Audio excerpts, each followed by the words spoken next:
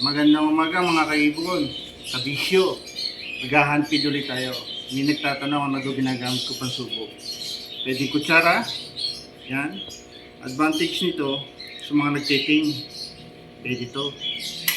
Ako, direct sa crop. Di naman kasi ako nagtiting. Yung iba, may sila yung hose. Sa bunganga. Pang recall. Nagtiting. Kahit alin sa tatlo, pwede. Kung saan ka komportable. So magtitimplan tayo ng formula. Yung sakto lang, hindi pwedeng sobra, napapanis yun. So tatlo yung i-handfeed ko, kakatail. So tansyado ko na kung gano'ng karami ang aking isusubok. Laging yung i-sterilize ang inyong gamit sa pagsubok. Iwas bacteria. So gagamit tayo ng maligam-gam na tubig. Hindi sobrang init, hindi sobrang lamig. Yung katamtaman lang ba?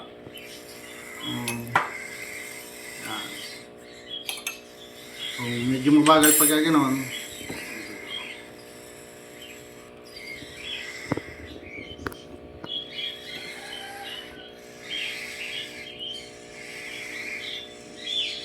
Huwag sobrang lapot.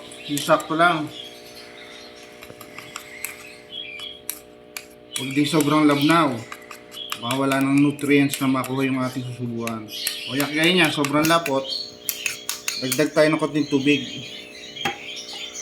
Para mabilis matunaw. Pag sobrang lapot, minsan nagsasawa crop.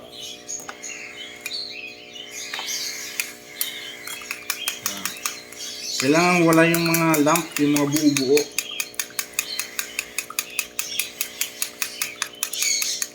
Pagka na-mix ng maigi at sa tingin nyo wala nang bubo, pwede na isubo yan.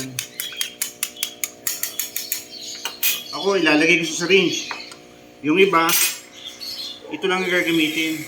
Ako hindi. So kung saan tayo komportable, kukunin ko siya lahat.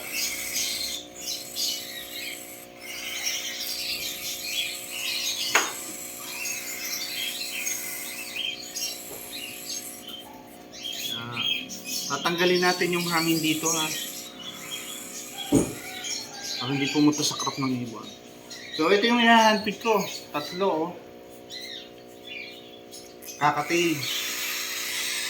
Pero malamang isa nito lumipad. May visa na papuntang Imus, Golden City. Approve na yung visa eh. Shoutout sa iyo, Igan. Isang araw daling ko na lang sa iyo. So ayan, paano daw susubuan? Inganga mo. Pag sanay na yan, automatic nga nga. Ayan o, dito sa tuka, nga mo. Pag sanay,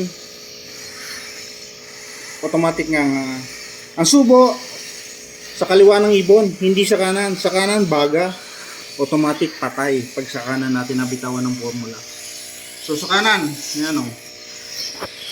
Ayan o. Ayan. Oh, huwag naman sobra. Pag nasobrahan ng formula, iluluwa lang niya na iluluwa yan. So, ayan ang itsura niya pag nasubuhan na. Oh. Ha? So, follow. So, ganun din ulit sa kaliwa.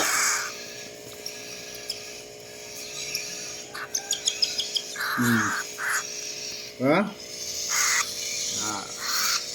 Last one. Follow ulit yan. Magkakapatid. Ayan.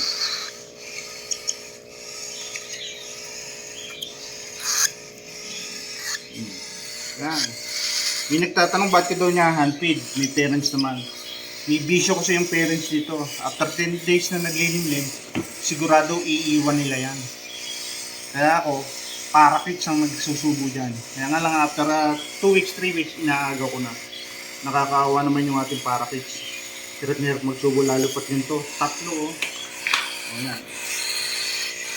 Ito lalagyan natin. Para safe sila sa daga, sa pusa, o kung anong maaaring pumatay sa kanila. So, hopefully may natutunan kayo. Ganun lang naman ang pagsusubo ng hand feeding at pag-reply. So, see you next time ulit mga kabisyo. Yun lang.